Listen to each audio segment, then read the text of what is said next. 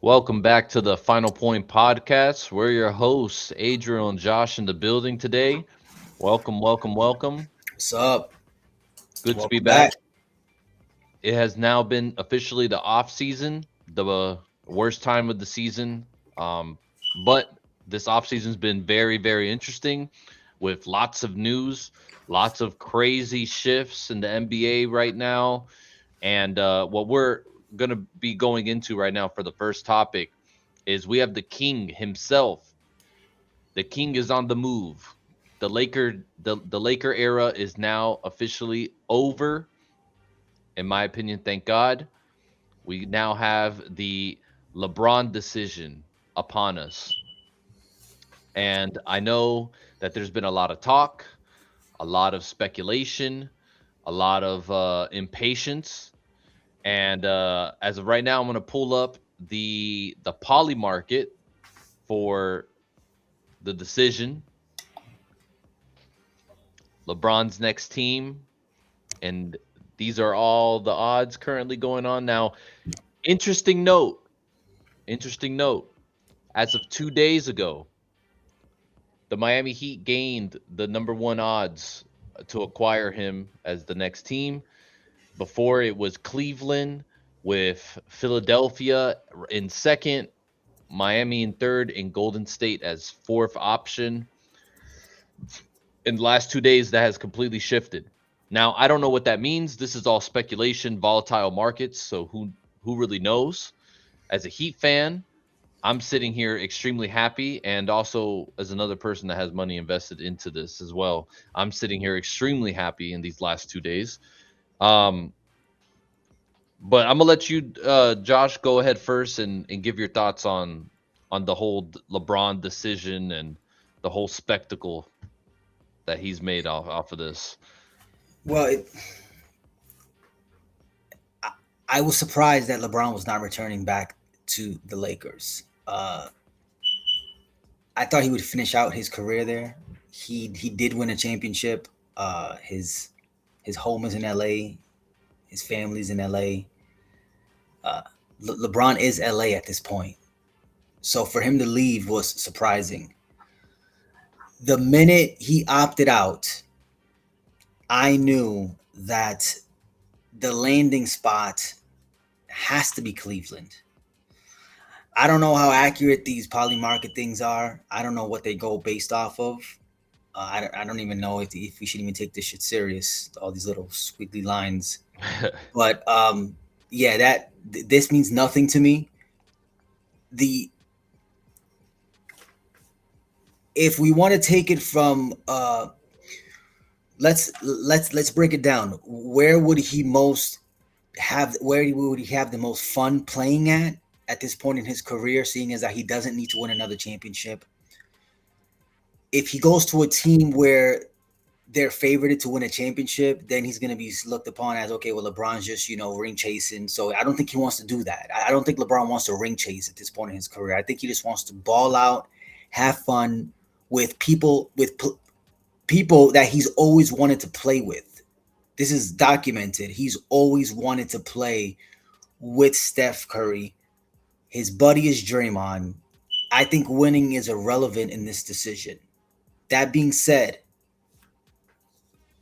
if you want to go somewhere where you will cement your legacy, give give another thing back to the community in which you come from, and possibly win a chip, is Cleveland. Uh, I don't think the Sixers had a chance because of the fact that Jaylen Brown went there, and then LeBron's going to be seen as he's just going to be kind of bandwagoning it. But I don't think they had a chance, and I think where the Miami Heat rumor started and where all this frenzy started is the fact that Heat fans are holding on to that LeBron era, which I believe ended when he left. I don't think LeBron had any plans of going back to Miami ever again. I think it was a one-shot deal. Um, you and I have talked about it off the pod. You said that he made up. I never heard of him making up. You can make up with someone for the sake of public opinion, like, okay, well, LeBron don't got beef, but I don't think internally that shit ever sat well with LeBron when he left, or else he wouldn't have left the way he did. You can forgive, but you don't have to forget. I don't think LeBron forgot that stint in Miami and how Pat Riley and that organization treated him, given the fact that he gave them 2 titles and 4 final appearances. So I never thought the Heat had a chance. It's good that it's in the air because Giannis just went there, and Heat fans are feeling good, right? I mean, you Mm-hmm. guys are feeling great about it. Mm-hmm. But in terms of a fit, if you think that out of these 4 teams, that the best fit to win is the Miami Heat, and it's just the wrong answer. The best fit is the Cleveland Cavaliers. The second best fit is the Philadelphia 76ers. From a spacing standpoint and a shooting standpoint and a firepower standpoint, it's an obvious choice to me that he would pick the Cavaliers or the Sixers. If he wants to have fun and just go out there and just play ball, it's the Warriors. I don't see him getting anything out of going to play with the Miami Heat. Sorry, I just don't see it. It's gonna be a disaster and a train wreck I'd love to see. Because can you imagine LeBron chooses Miami over Philly, over the Cavs, over the Warriors, and then they just kind of just fizzle out in the playoffs? Like they can't really get anything going offensively, which I think is going to happen. Now, that being said, I wouldn't be surprised if he chooses the Heat. But if I'm LeBron's camp, I'm advising him strongly against picking the Heat. That's Giannis's team. Let that team run. Now, I actually think they have a better chance without LeBron. But if I had a choice of if I had to pick where I think he's gonna go, I think the obvious choice is Cleveland. Man, you got to come back home. Yeah, I agree with the Cleveland point. Uh, but like everything else, I don't see. I see the only options for him, realistically, is either because I believe, yeah, LeBron wants to have fun. He wants to play with the people that he wants to play with and all that stuff. I believe it, but I also believe LeBron still wants to win at a high level that he wasn't winning on the Lakers, and I think that's what kind of influenced him already at this point. That course has already, it's already been that train left and departed already for him there, and I think that's one of the reasons why he decided to leave the Lakers, because he actually wants to win in a high level. And listen, I mean, winning in the West is not easy anymore. I honestly don't think it ever was, but now it's even harder. He's getting older. The roster wise, I don't think that team was suited for him anymore. Once the Luca trade happened, on paper it made sense, but just we didn't see it come into fruition. Now, the one thing that has me thinking about Cleveland is that if you were feeling good that LeBron was going to come back, which there was a high chance of that happening, why hasn't there been any type of trades, any type of roster fixing, anything? Because I just There don't has think. been. Well, no. What I don't think is a potential fit for him on that team is that you have James Harden on the team. You James Harden's get not on the team right now. correct. He hasn't been signed for Yeah, re-extension, but the fact that's that that's what makes it so realistic, it hasn't happened already right? But he's is. waiting. Why hasn't it happened with the Heat? He's just waiting. Well, there's nothing to fix on the Heat. The Heat have a roster spot for him already, and if he decided to join the Heat, he slides right in. There's no other fix other than maybe they don't honestly. So this is what I'm gonna say about the Heat too, because I don't want to get too. I haven't been too into the whole LeBron to the Heat thing just because of the fact that there's a bunch of variables here. But the only reason that I see it happening, and I feel like a lot of people have blown the whole spacing issue through the roof on the Heat side. I think what people are forgetting is that the Heat don't really need the spacing that everybody's asking for.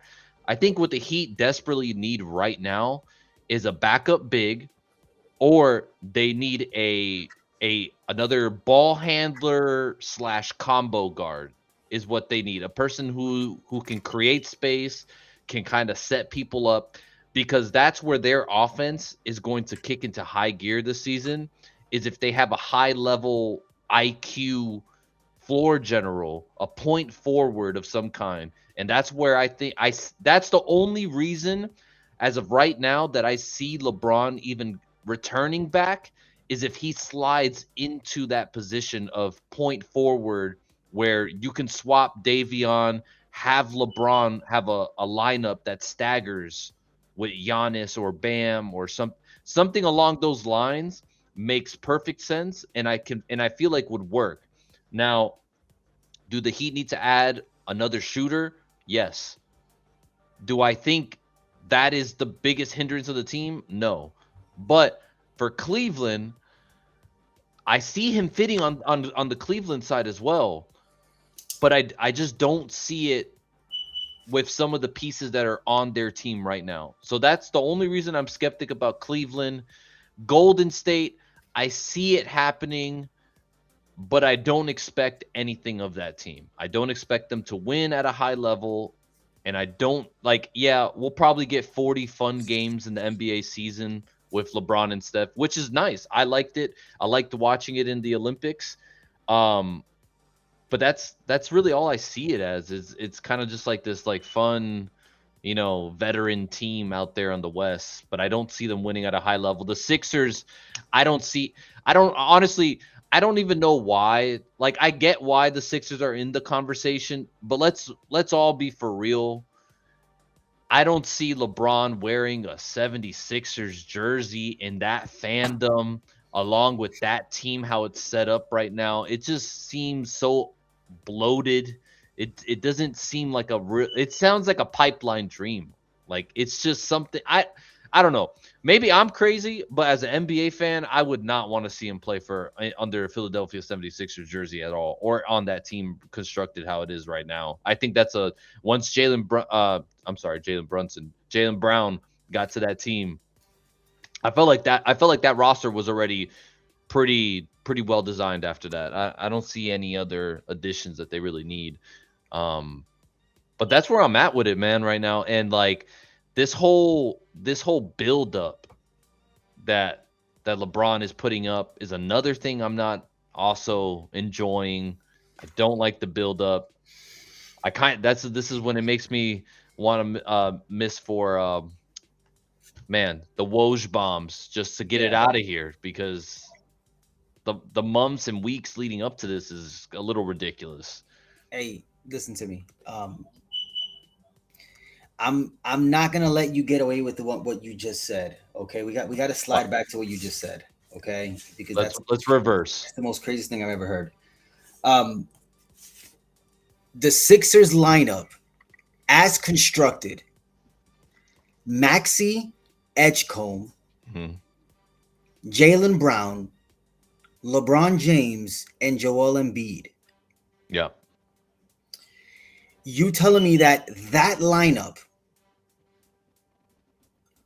would not be a better fit than the Heat lineup? I'm not saying it wouldn't work. I'm just saying you're saying that as constructed, you don't see him fitting. He slides absolutely perfectly in there. I do, but I don't see him taking on that role on with those people on the team. There's a lot of guarding. Listen to me. Who's guarding the best player on the other team for the Heat this year? No. But on Philadelphia, there's a lot of guys. It's the same issue that I have on Cleveland as well. There's a lot of guys on that team that's going to require the ball in their hands. It's only one guy. It's James Harden. No, D Mitchell can play off ball 100%. He can, but for him to be super effective, he needs to be the ball handler. I don't think that's true. We said that about Dwayne Wade, and LeBron made that look great. Yeah, but D Mitchell does D Mitchell remind you of Dwayne Wade a little bit? In some aspects, kind of similar. Yeah, in some aspects. So we can't ignore the fact that LeBron made Dwayne Wade look really good, and Dwayne Wade made him Yeah, look really good. yeah, LeBron will amplify D Mitchell's game. for sure. If D Mitch is the only person on there and James Harden's not on the roster, 100%. Yes, I I believe I that. don't think you're right. I don't think Harden is on that roster if LeBron is there. But if James Harden is on the roster and LeBron is going there, I'm sure there was already a talk, and LeBron understands, Harden understands, everybody's on the same page, and maybe Harden switches his game up. This is all what ifs, right? Maybe Yeah, he switches his game up. But the Sixers is a way better fit, 100%. And the Cavs, are you telling me Jared Allen, Evan Mobley, LeBron at the three, and D Mitchell, and then you can even slide LeBron to the one, and you can add Max or Merrill, and that's not a better lineup than the Heat? no, I wouldn't say so. Yeah, that's You, it's you're crazy. te- but That's a way better lineup. you're telling me Bam and Giannis is not a better front court than Jared Allen and Evan Mobley? Right now, I would say no because of the other pieces that they have for to complement their game. I would choose D Mitchell, Max. I would choose Merrill over D Mitch. I mean, Davion Mitchell, Yeah. Andrew Wiggins, and whoever else you have coming off the bench. I would choose those pieces compared with add with Mobley and Allen, then Giannis and Bam. Yes, because all you have is Giannis and Bam. If you had Giannis and Bam and Duncan Robinson, max shooters like that can just flat out. I'm not talking about that can shoot wide open threes. These are NBA Yeah. players. They can all shoot. I'm talking about a lights out. You have to have a hand in his face shooters. They're not them. They're not them.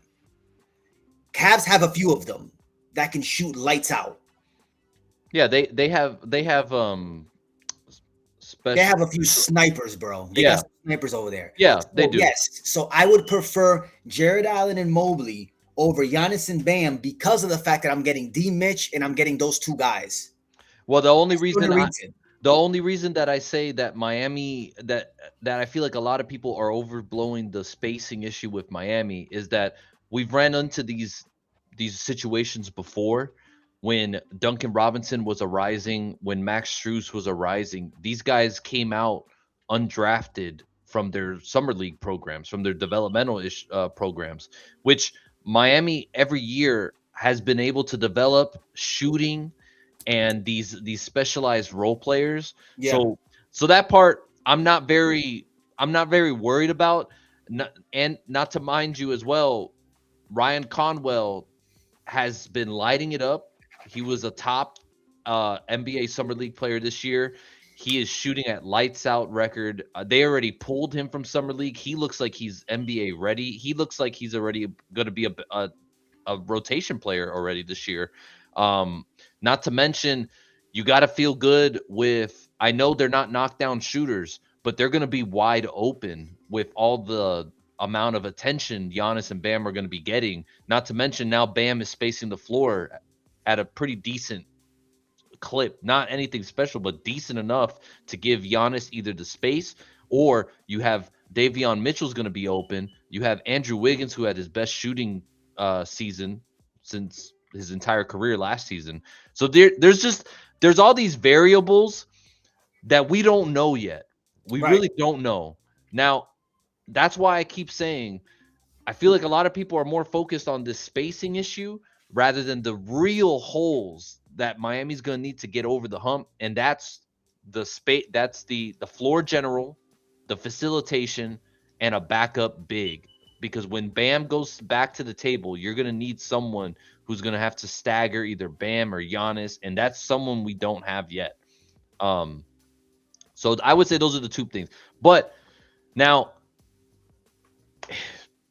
it's hard, man, because like I said, I only see LeBron going to yeah, either Cleveland or Miami. right. Realistically. But Realistically, what would it mean? Listen, realistically, mhm, all the analytics aside, all the yeah, poly market predictions to the side, what will it mean to Heat fan base if LeBron comes back wearing number 6 next season. I mean, it would definitely blow the roof off. This would be something that would be real special. And the thing is too is I think you can already kind of tell how all the executives like Pat Riley and Eric Spoelstra, you can tell how excited, like how reinvigorated they look already. Just with the Giannis, with LeBron Yeah, aside, just with the pairing of Giannis and Bam together, there's this new like fire in them, especially Pat Riley. I've never seen Pat Riley in years recently be so outspoken and out in the media and talking and joking around the way he is. He kind of looks like 2010 Pat Riley now. yeah, yeah, So I feel like yeah. they have this this momentum right now. And for sure there are questions about Giannis this season that's going to have to get answered too, and we're going to have to see how this pairing works. But on paper, with Eric Spoelstra being your head coach, with all these resources around them, and they have and Giannis now has teammates that are for sure going to be working. These are all Davion Mitchell's a dog. Andrew Wiggins, say what you want about him, but at least he comes to play, gives you effort, you know. And now, not also this is what I've been saying about Wiggins as well since last season. Wiggins is now in his role. He's not your 1A player like he was when we first acquired him after the Jimmy thing that looked awkward and looked weird. He's in the perfect role now. And that's why I think he had the best season last year, was because he was in his prime role. Now that role's going to be even heightened now with Giannis added on. And not to mention Bobby Portis, who can also space the floor occasionally and play hard and be that offensive rebound, semi backup big power forward that you have at your disposal. So I mean, like I said, there's a lot of variables that we don't know yet, and I get everybody's concern, but realistically, we only have two teams going on here. I can't see LeBron going to a new place to kind of end his career, even if it's for fun.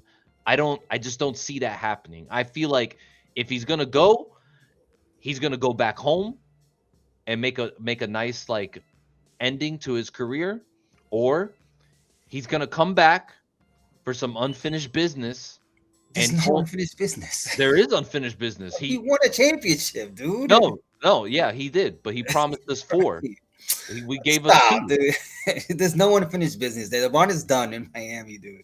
But you know what I'm Back saying is out, man. like he would, if he came back to Miami, they would respect him. Yeah. He would be given free reign. He would be, he'd be royalty in Miami. So, and he likes Eric Spoelstra. He loves Bam. He loves Giannis. But for sure that I mean that has to be going through his mind of playing with Giannis or playing with Bam again. He loved playing with Bam in Olympics. So I mean, there's a bunch of variables, bro. And that's the thing, is we don't really know what is going on.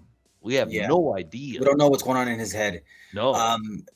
When the decision comes in, I think it's gonna be it's gonna be a not a popular decision. Because I think, like you, there's a lot of LeBron fans that became fans of his when he was on the Heat and the Heatles. I think they're going to be let down. I think there's going to be a lot of Cavs fans probably let down, thinking he was going to come back home. But to me, I see it as this: either he goes back home or he goes plays for fun with people that he already said he wanted to play with.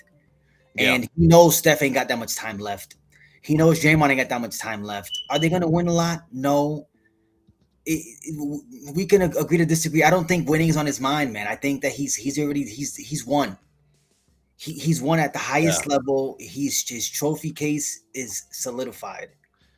I feel like he doesn't care, but I feel like he wants to be a part of high level basketball. And that's gonna be. Are you saying with Steph Curry, with Stephon Curry, it's not high level basketball? it's not high level basketball for 82 games. No. You're out of your mind. But it's not. It is, Steph, dude. It Steph is only high played level, man. Steph only played 40 games last Yeah, season. but And this he's this been and they've all been hurt. And they're yeah, all just it's just an if he wanted to make this decision 5 years ago or 4 years ago, hands down, Golden State, we don't even have to talk about this. He's going there. But the reality is that one, they really don't have a great bench. They don't develop players either. Steve Kerr doesn't play rookies half the time. Most of their front court is extremely old. Steph is still one of the greatest and still plays amazing, but is limited. Draymond, I don't he's just an enigma. Jimmy, we don't really know if he's even on the team anyways, even if LeBron goes there, who knows? Or if he even is on the same level after the injuries now. hey, I get all that. When Steve Kerr was in traffic, did that mean anything? And he said that to the fan. I felt like he was trolling. I felt like, okay, how often Steve Kerr's been in the spotlight a long time, Hmm. right? When have you ever seen a clip of him doing that? I know, but it's Okay, LeBron. hold on. I know, but you've never seen him do. He's not the kind of coach to do that. That was Yeah, way out of character. Let's agree on that.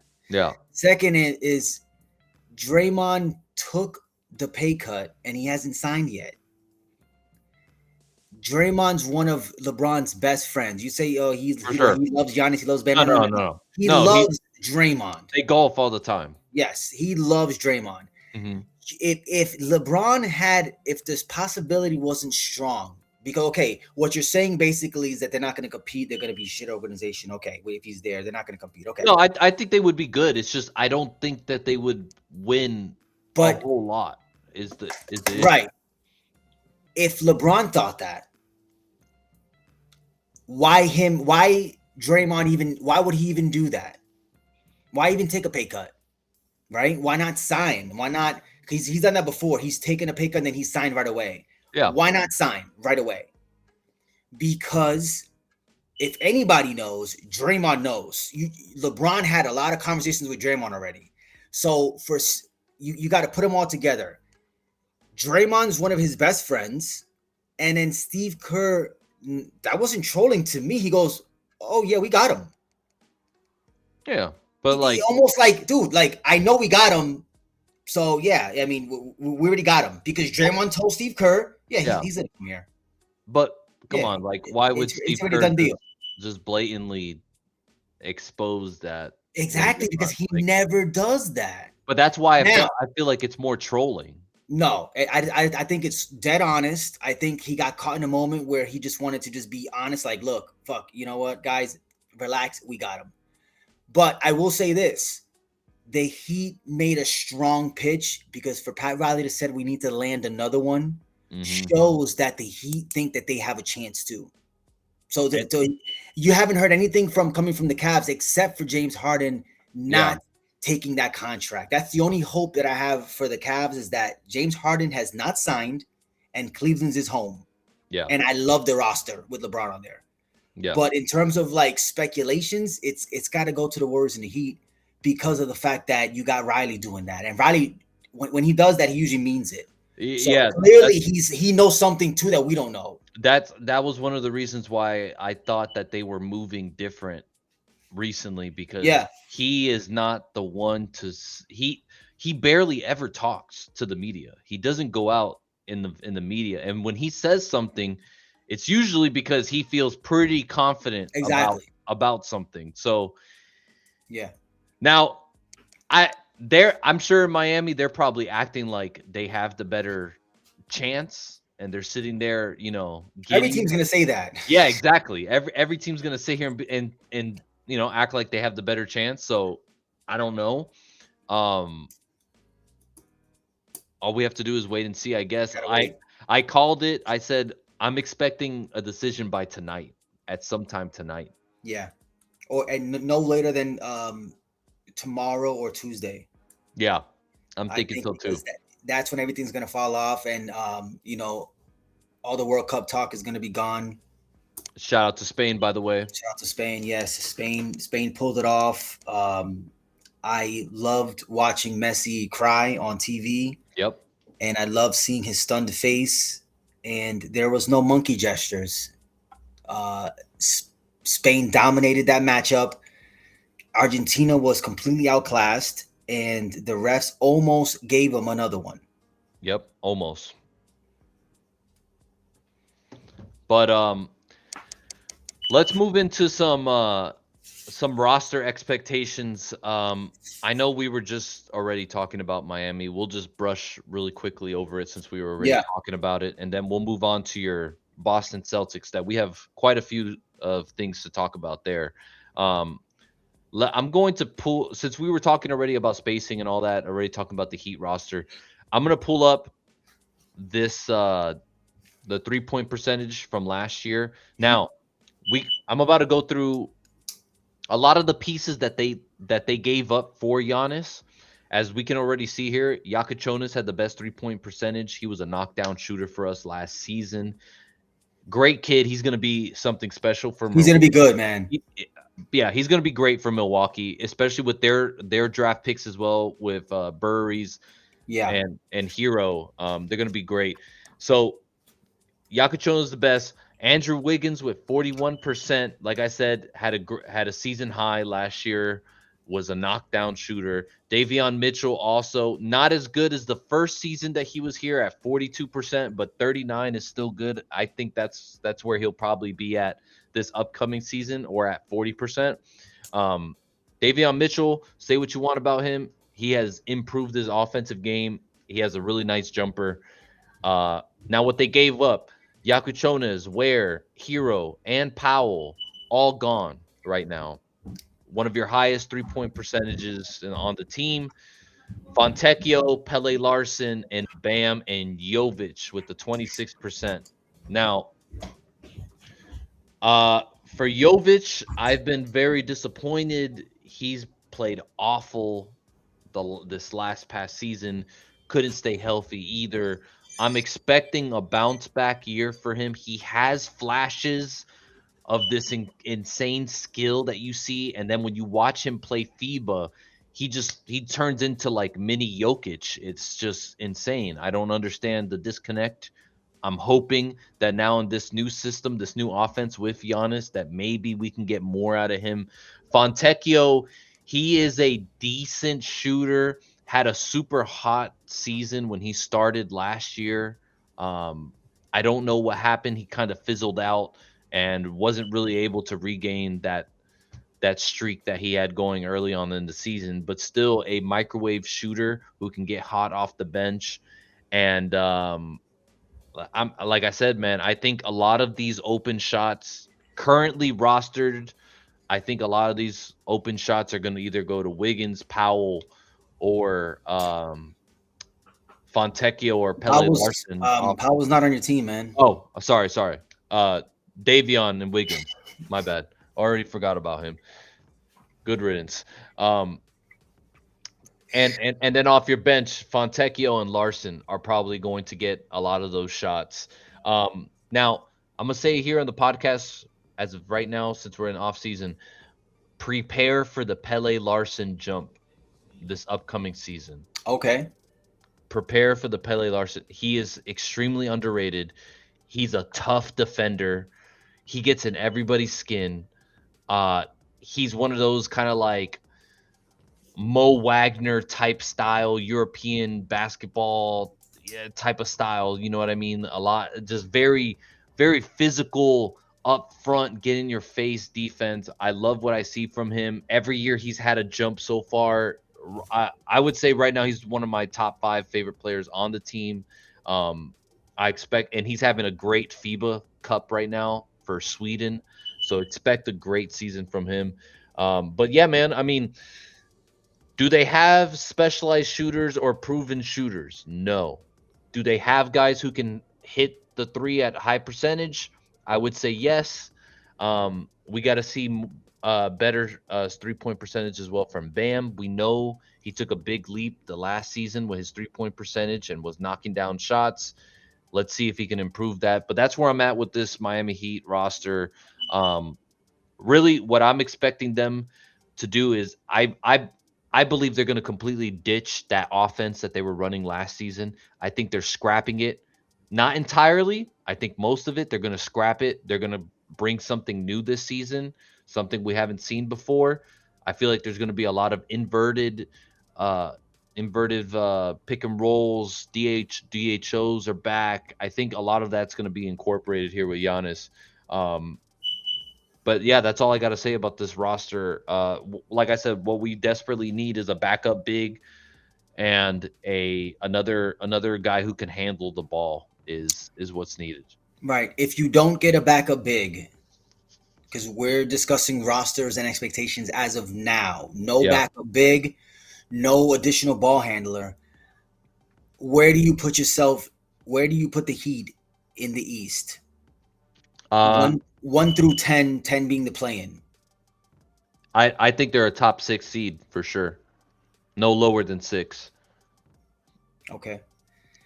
The biggest problem the Heat have after this Giannis trade. First of all, you and I have talked off the pod about this trade. I think the Heat gave up a lot. They Hmm. gave up a lot. Say what you want about Tyler Hero, but I think for a Giannis, for a version of Giannis that really hasn't really been too healthy the past 2 seasons, almost 3 seasons, right? I mean, he's Yeah. been he's been banged up. The Heat gave up a whole lot for him.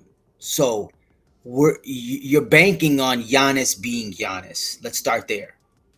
Yeah. Giannis being Giannis and Bam playing at the level that Bam is capable of playing will get you the number 6 and number 5 spot in the East. Maybe number 4 if Hmm. if he plays the way if Giannis is healthy and Bam is playing USA basketball Bam. Yeah. Yes, the Heat are good. Spo will make the best out of that roster. We've seen him do much more with less. 100%. But that being said, man, you gave up a lot. Khalil Ware is going to go off in Milwaukee. Jaquez is not done. I think Jaquez was just going to hit his prime in the next 2 seasons. Yeah, he had a great bounce back year. He did, man, and I think he's going to lose some weight and get a little bit more agile and be able to move laterally Yeah. and hit that 3-point shot, and he's going to be a problem. So I think that he gave up a lot, but with the roster that they have right now, if no other moves are made, but barring Giannis is banged up, if we're going on to current status quo, Bam continues to not show up on most nights, right? I mean, he showed up for 83 and then he goes for 15. If he pulls that kind of season and Giannis is banged up, I can see the Heat in the plane or even missing the playoffs Yeah. because I they really have no depth, and now the you're relying on Wiggins and Davion Mitchell. yeah the Oh, and also you lost Jakusonis, bro. yeah the They gave up so much, man. I felt like they did give up, but I feel like it was the right decision. Nah, they And wanted him so bad, man. They like, yo, pick whoever you want. Literally, the Bucks front office went down the roster and said, "Oh yeah, we'll yeah, take him, we'll take him, we'll take him," and it's like, nah, you got to say no. but well, this is the bigger thing is if you jeopardize not getting Giannis, There you go. You see, they had to have him. yeah, you had to have gone for that because if you didn't, you were now going to stick with the Tyler Hero, Norman Powell backup, whatever the hell that was. You were going to stick with that for potentially the next 4 years.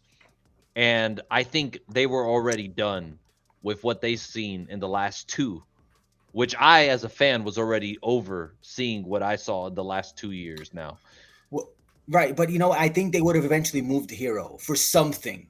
I think they would have moved him for something if they would have just if they would listen.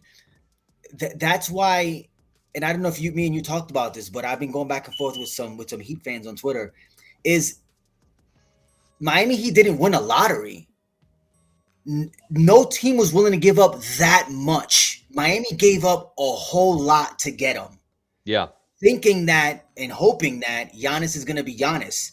Boston didn't get him because we weren't willing to give up that much. I think, in my opinion, I think Giannis would have chosen Tatum over Bam, and I think that's an easy choice. Anybody would choose Tatum over Bam. I'm sorry, because Tatum can facilitate, he can handle the ball, he can create his own shot, and he's almost as big as Bam. So I think Giannis already made that choice, except Celtics weren't willing to give up so much. So now that you gave up so much, look what your roster looks like. You would think now you're banking on a 41-year-old LeBron to come in and make some 2013 magic again. I just don't see it. Even if LeBron's on that team, I just don't see it. Six is good, but if I'm Pat Riley and that staff, I'm looking to add pieces. There's no way this is the roster. He's gonna add Yeah, some more pieces. yeah, yeah, and also, I mean, Timmy Hardaway Jr. just Oh, had Tim one of Hardy, that his. was a good pickup. Yeah, that was Hell a of a great pick. I forgot pickup. about him. Hell of a Yeah, pickup. yep, and he's played. And I think what Pat well what the front office is trying to do is they're building a framework. Maybe this isn't the team to do it this year, but they have the framework now of something that could turn into something super special. And I feel like if they didn't go for Giannis, they didn't have that framework. They just had a group of guys that were good or whatever, but not the framework of a potential championship roster. I feel like now you have the building blocks of a championship roster. Now the real question is, where do you get the pieces? Where do you get the shooting from? Where do you get the facilitating from? So I think the LeBron factor is just a plus one. It's just a shortcut to where they want to go. But um I honestly, man, I'm a defense guy, so I would much rather them lose all these pieces and just dig in defensively, because the last 2 years we have not been seeing Miami Heat defense.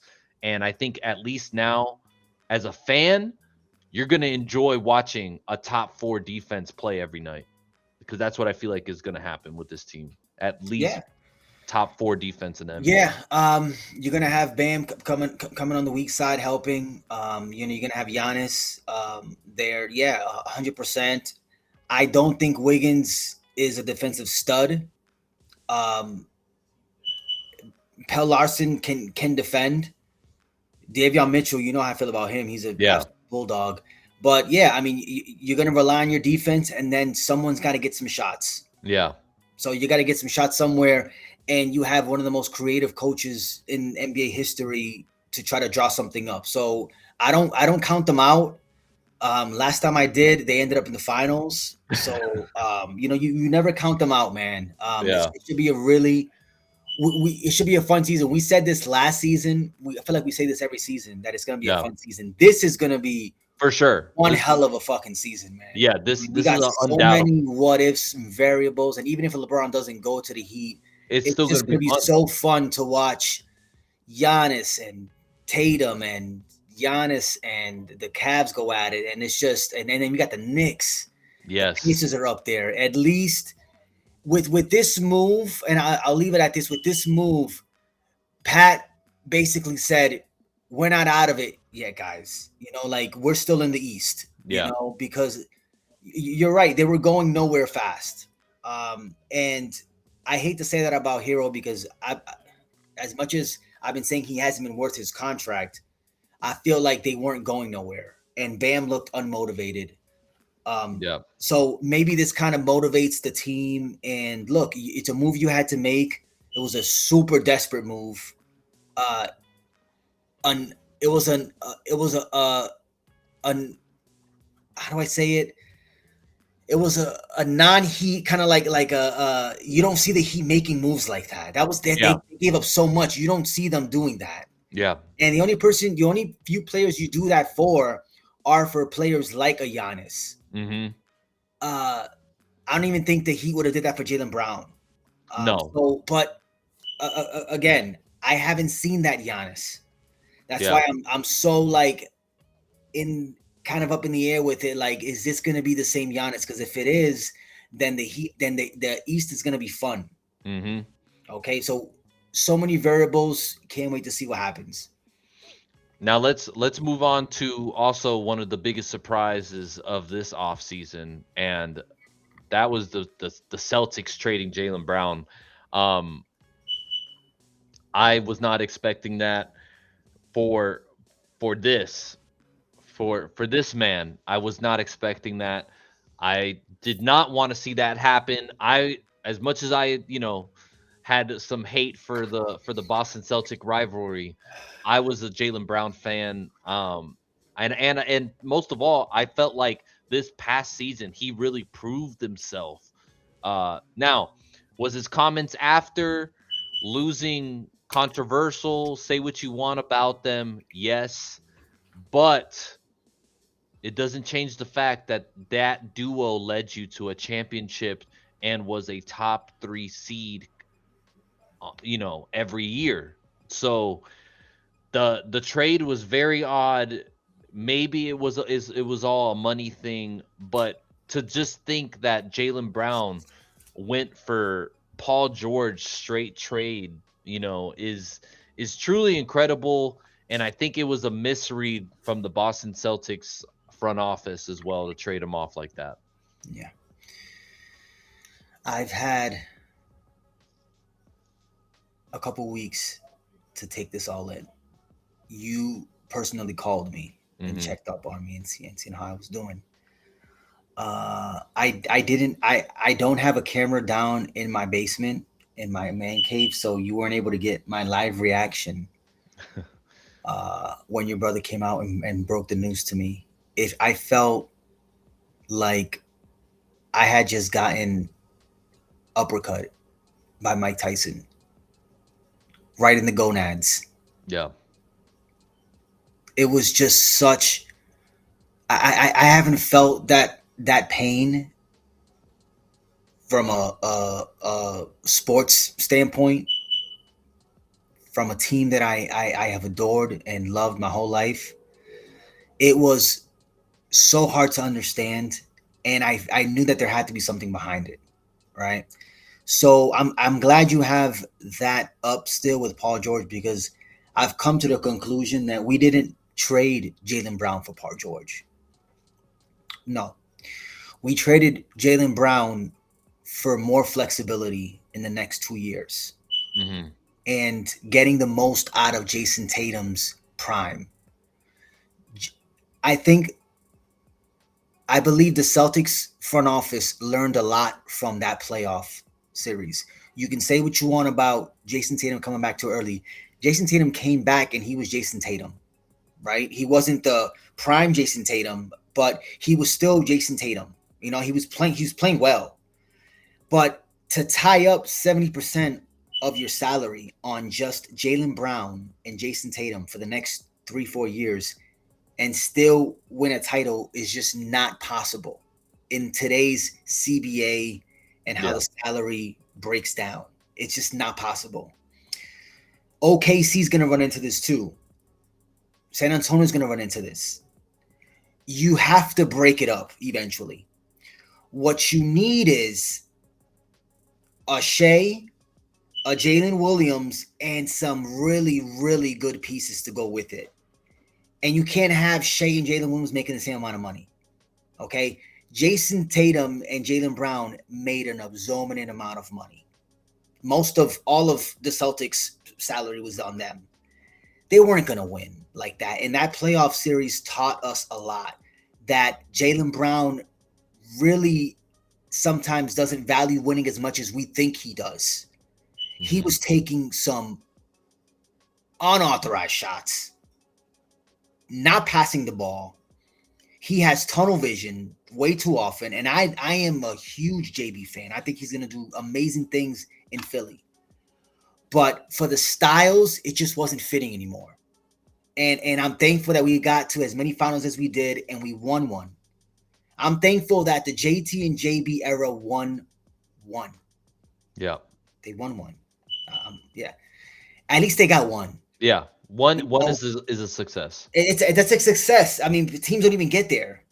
So the fact that they got one says so much about how good they were and how good that front office was in drafting those two and being patient and grooming them and them winning that meant everything to me and to the city. Jalen Brown meant more to the community than he did to the Boston Celtics. I will say that. And that hurts to say because it shouldn't be that way.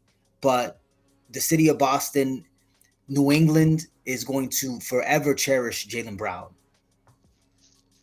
That being said, now it's Jason Tatum's turn. I see Jason Tatum having an MVP season. We didn't trade him for Paul George. Paul George will be gone next season. For He's sure. going to be an expiring contract, and we're going to have flexibility to do what I just said. We're going to get some pieces that are in that mid range, and they're going to help us win. And we're going to rely on Jason Tatum. Now, And it's sad to say that because you're talking about Jaylen Brown, right? now the real could it be that you guys revitalize Paul George? That maybe this is the organization to get him completely revamped, back to at least some type of workable 15 to 18 points a night. Paul George. Isn't if PG gives us 15 to 18 a game, we'll take that because guess what? Pritchard's getting more touches. Yep. D White's not going to have another season like he had last season. I think D White comes out of that slump. Yeah, that was an anomaly. Yeah, we have an emerging Hugo Gonzalez, who is my Yep. cousin from Spain. We have Baylor Shireman, the Irish sensation. He's going to make a splash this season. He's going to have a coming out party. So we traded Jaylen Brown for the sake of these players to develop. Celtic Nation, I'm not justifying this stupid fucking trade. I'm trying to come to a realization that it wasn't about Paul George. So we got to give Paul George a pass on this. It's not his fault. Paul George landed in a real tough spot. He's in a hostile territory. If Paul George stinks it up and has a lot of 5 and 6 point games and a lot of DMPs, we're gonna call for Brad's fucking head. Yeah, I agree. So I hope Paul George shows up and gives us 15 to 17 a game because I have faith in JT. We added Mitchell Robinson, who is an underrated pickup. Yeah, it's going to be a great pickup. That's the type of big that you guys needed. Yeah. He works on his free throws and he can play more minutes. We still have Kada. We have a little bit of depth, know. And again, I think Pete Pritch is going to have a coming out party. Jaylen Brown took a lot of that. Now, if you put the same roster, Jaylen Brown had this roster last year, except he didn't have Mitchell Robinson. Mm-hmm. Jaylen Brown's not a facilitator. He's not. There was some stretches during the season where he facilitated. Yeah. But he scored, right? And look how well that team did. Replace him with Jason Tatum. And we add some pieces. Exactly. I think in some weird way, I want to believe that we may have gotten slightly better. And that's not taking nothing away from Jaylen Brown. I'm just talking about in terms of the touches that he required, the touches you took away from other players, and the ascending development of the other players that we have. Does that make sense? I feel like this year for the Celtics, it's going to be an evaluation year. Yeah. They're going to be evaluating what works, what doesn't work, and then they're going to make a big move either at this year's trade deadline or by next season's off season. There will be big changes. And again, I don't see Paul George on this team long term either. No, and if he stinks it up and has a couple of DMPs for the start of the season, he's fucking out of here. Yeah, and that's the other thing. He's fucking gone, dude. The one that has the pressure right now is Paul George because Boston Celtic Nation is not a friendly. They're not the friendly type of fan base to let these things go away. And that's where we saw a lot of the Philly fans give him the heat as well. For the things that was going on as well in Philly. Yeah, I just think Paul George is just past his time. The availability, the issues, the lack of the lackadaisical like play of his nowadays. It's just, I think that time is gone. And it's the 16th season, man. I mean, yeah, that's why for anyone to think that we traded him for Paul George, that's not the trade. Yeah. They were doing this for it was 100% a money. Oh, yes. 100%. But also they wanted to move that contract, man. Yeah, And that's what sucks that they wanted to move that contract, and and you and me that we both. had to move ours. Yeah, you and me both knew when he signed that contract that that was not. We both said to Oh, ourselves, that was we the didn't. worst Yeah, contract ever. How did his fucking agent? I mean, he needs yeah. George's agent is amazing. He got that contract, dude. I mean, you go for playing almost no games in LA, dude, and getting that contract. It's like, yo, what do you guys see that we don't see? Yeah, exactly. You know what I'm saying? So then when Philly got him, it's like, okay, what the? And then when we traded for him, we're like, what the fuck do people see in Paul George? Nothing. It's an expiring contract. It's going to be easy to move next year, and we still can add pieces. Exactly. So I'm expecting the Celtics, and Vegas agrees with me. We're about. I expect them to be 3 or 2 in the East behind Jason Tatum. All right, let's see MVP season loading for Jason Tatum. let's see where they end up. Yeah, that's it's interesting with the Boston dynamic. Now let's talk about something that did happen today, right before we got on the pod. OKC decided to do a well, I would it's not a big splash, but more of like the same thing we were just talking about with the Celtics. Um, this OKC traded Lou Dort to the Hawks in a three-team deal, sending Rita Shea, former number one pick, to the Mavericks, and Ryan Nemhard to Atlanta. So now OKC has now shedded $200 million worth of salary and now acquired 7 second-round picks. And now they're under the second apron going into the season. Um, this was a an interesting trade only for Atlanta because I think it works in a way for Atlanta, but now the real question is where are you getting your offense in Atlanta?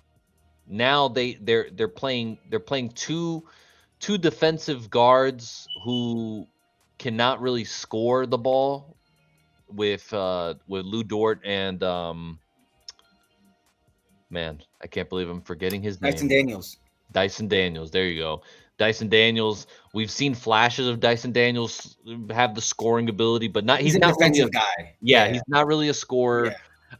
So it's interesting on Atlanta's side because I kind of like the dynamic that they have going on, but they need more scoring. They need someone that can create his You own still got shot. CJ.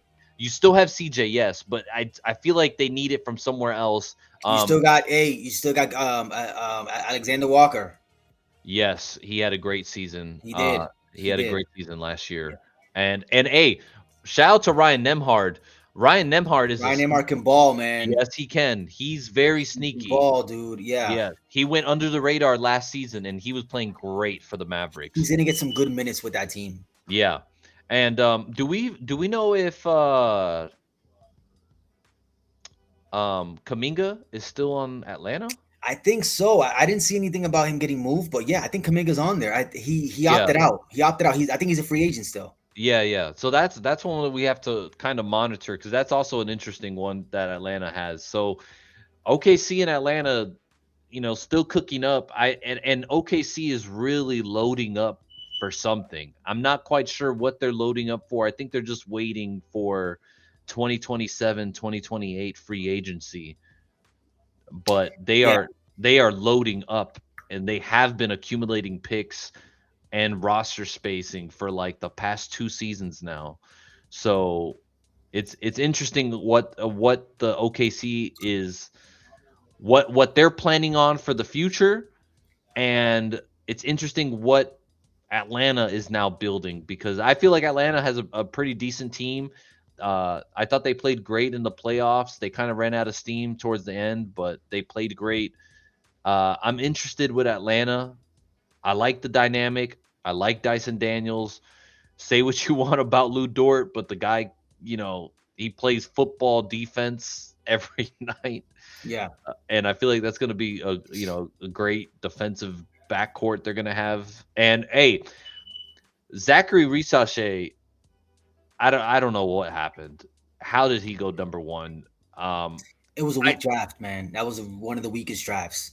I still think that there's a good player there. I just think he needs to kind of find his role elsewhere. And I feel like on the Mavericks, if they put him onto the right role, he still hits a 3-point shot at a pretty decent rate. So, and he has some size to him. So, really, I feel like he just needs some reshaping and maybe a change of scenery or better format for him to get involved. But I feel like he can kind of reestablish himself in the Mavericks this season.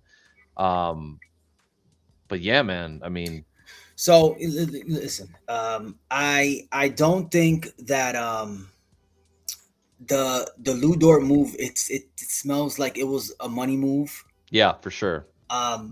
But let's be honest, Dort, I think he's past his prime as an elite defender. I think, remember, he's been in the league for 7 seasons. I think he may already be past his peak as a like defensive stopper. Yeah, He's never been a shot creator.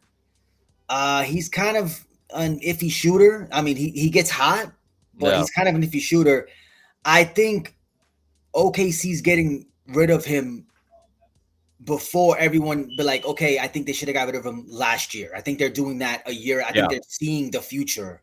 yeah, And before everyone says, oh no, you guys should have been traded him when he had value. I think Lou Dort still has enough value that they can get something for him. Remember, they barely got him for nothing. right. So I think they're moving him right on time, even though we look at it like, damn, Lou Dort, he helped them build that whatever they have going on over there now. How can they get Hmm. rid of him? I think they see it already. Like, we're Yeah, not going to pay this guy. He's been with us for 7 seasons. We got the best out of him. So now this is going to be the decline unless he has, which it doesn't happen a lot. The average season in the NBA is what, 5-6 years. yeah, So he's about already past that amount. If Lou Dort doesn't become a shot creator and his shot is not consistent, he's gonna be out the league. yeah. He's 6'6", 6'7", bulky, slow. I mean, he's not really like an offensive threat. He's not. No, he's mainly there just to be a physical, imposing ball Yeah, handler from time to time. he's a bruiser. Yeah. He's a short with less IQ and ball creating than Draymond Green. Um, Yes. so so listen, I like what they got back for him. I was reading the tweet and they said that he got, I mean, what they got back for the players that they moved was pretty fucking impressive. What Sam Presti was able to do, considering what he got those guys for. I think they were like late draft picks Oh yeah, that, yeah, he got them on. So he got like 7 second-round picks and 240 million, like you said, in salary that's shed. That he was able to shed. They did a great move here. I like Lou Dort in Atlanta. I don't know where they're gonna score. Like you said, I got Atlanta Hawk fans killing me on Twitter talking about I don't know, talking about okay, fine. CJ McCollum, you're gonna rely on CJ McCollum and Alexander Walker. Okay. Who else yeah, can score for you? yeah, yeah, Defensively, they look great, but I don't see a lot of scoring there, man. yeah. Right now, I don't see that much Yeah. either on them. I guess they're expecting that maybe Kaminga gets signed and turns into a crazy offensive threat. Yeah, Kamika can end up somewhere else. Yeah, and there's a lot of talk of him going to the Lakers. Yeah, he can So end up somewhere else. So right now, there's so many what ifs in the air. Harden hasn't signed.